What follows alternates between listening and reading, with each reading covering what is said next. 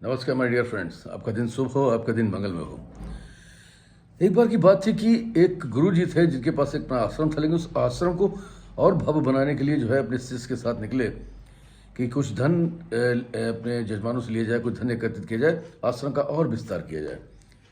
और इस मंशा से वो गए, एक गाँव में पहुँचे। वहाँ पर उनकी एक शिष्या थी, एक बूढ़ी माता जी उनके पास पहुँचे और वहाँ पे उन्होंने फैसला किया कि आज रात्र हो गई है, यहीं विश्राम करते हैं। लेकिन देखा कि कुटिया में कुछ नहीं था, कुछ खास चीज़ें नहीं थी, भोजन का भी बहुत अच्छा प्रबंध नहीं था और लेटने के लिए बहुत अच्छी व्यवस्थाएं नहीं थी।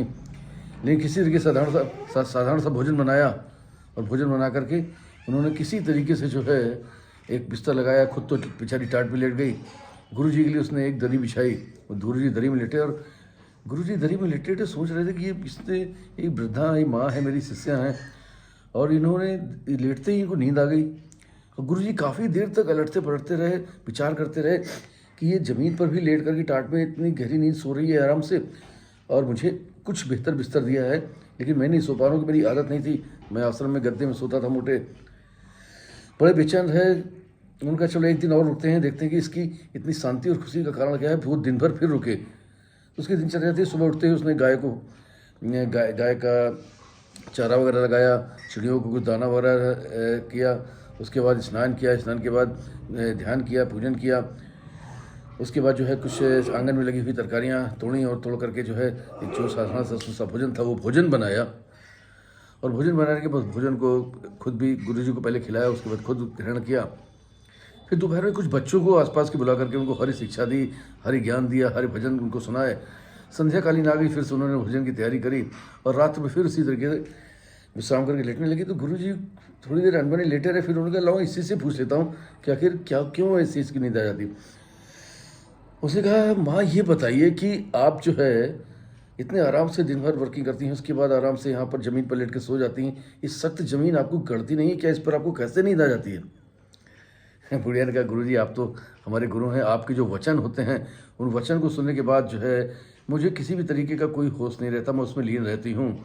और दिन भर जो हरि भजन करती हूँ, दिन भर जो हरि का काम करती हूँ, इन सब कामों की जो दिनचर्या थी मेरी, उनमें विलीन होकर के, हरि में विलीन होकर के मैं हरि की गोद में ही सो जाती हूँ और मुझे नींद आ जाती है। मुझे कुछ याद ही नहीं रहता बाकी दुनिया क्या है, कैसे है। गुरु जी को उस दिन कुछ ऐसा ज्ञान हुआ कि वास्तव में जो है, जो बाहरी सुख सुविधाएं हैं, जो भौतिक सुख सुविधाएं हैं, उनमें कहीं पर सुख, शांति और संतुष्टि नहीं है। संतुष्टि आपके अंदर है कि आपने के अंदर जो है एक भाव है, जो है वो आपके लिए पर्याप्त है। ईश्वर ने आपको सब कुछ दिया है जो आप चाहते थे। अब उसको लेकर के आप और अपनी महत्वाकांक्षाएं रखते हैं और भौतिकता में घुलते चले जाते हैं, उसमें भीड़ में गुम होते चले जाते हैं। दिन रात सिर्फ मेहनत करते हैं कि मैं ये ऐशोआराम की चीज़ ले लूँ, ये ऐशोआराम की चीज़ ले लूँ, ये ऐशोआराम की चीज़ लूँ। आप लेते रहते हो, लेकिन कभी चिंतन करिए कि जो भी आपने ऐशोआराम की चीज़ें खड़ी करी हैं, बनाई हैं, क्या उससे कभी आपको आत्म शांति मिली? तो आप अध्ययन करेंगे, आप चिंतन करेंगे तो पाएंगे कि आत्म शांति इन सब भौतिकवाद में है ही नहीं। आत्म शांति तो आपके अंदर की संतुष्टि में है, आपके अंदर के भाव में है। और आत्म संतुष्टि जो है लेने में नहीं, आत्म संतुष्टि देने में है।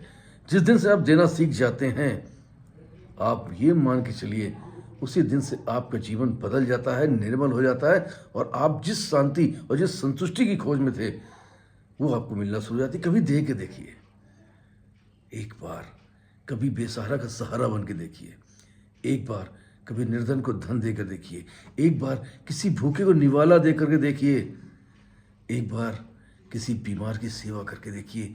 और निस्वार्थ भाव से लोग अपने सगे संबंधियों तो बहुत करते हैं, ऐसे ही करिए रैंडम।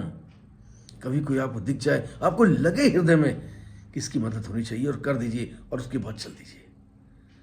उसके फल की, उसके जवाब की, उसके धन्यवाद की अपेक्षा भी मत करिए। आप देखिए ना, ईश्वर आपको वो देता है जिसकी तलाश शायद आपको जीवन भर रहती है। Wish you all the best. Thank you very much everybody. I love you all. फिर मिलूंगा किसी प्यारी कहानी थॉट के साथ। आपका दोस्त पीयूष संजय। तब तक के लिए नमस्कार।